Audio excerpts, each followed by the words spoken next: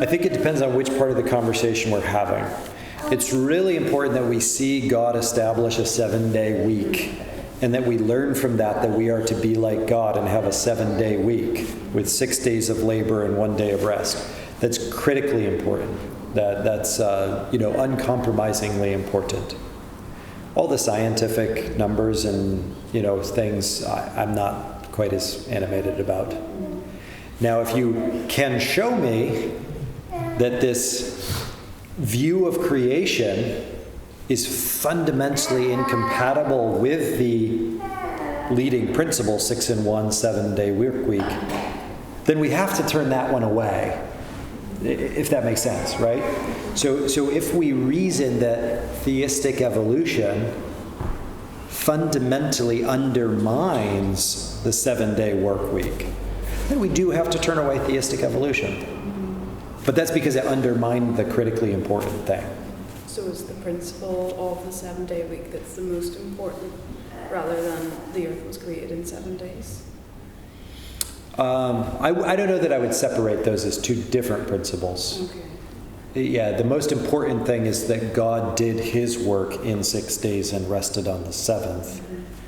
And that our week, I think, literally follows from that. But also, I think it's more important that we embrace the theology that comes out of that. Kind of tipped my hand there. Our week follows linearly and literally from his week, but okay. People believe like God days are different than our days. And who am I to argue with Augustine? Yeah. Because Augustine believed the days were not literal. Again, there are certain truths that we know to be true that are repeatedly affirmed in the scriptures. God made all things from nothing in the space of 6 days, and all very good. That's a series of truths that we know to be true because the scriptures are clear on them in more than one place.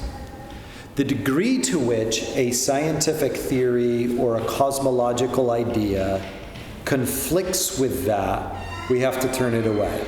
And we have to say, I don't believe that to be true.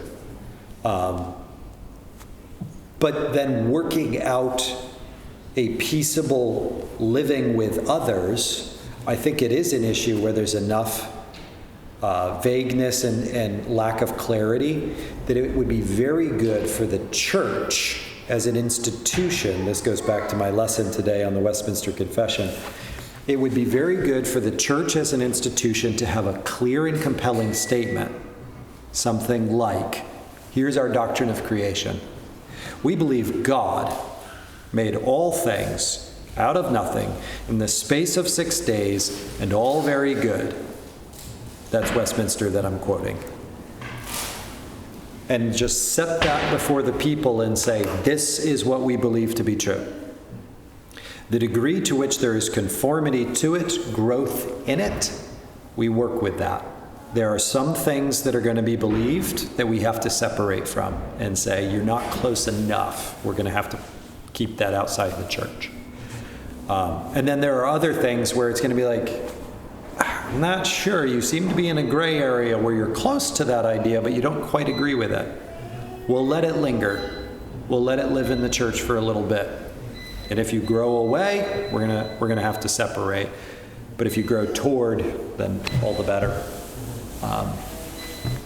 So it would take prayer and thought to work through each of the pieces. Now, to be clear, I'm no expert on theistic evolution.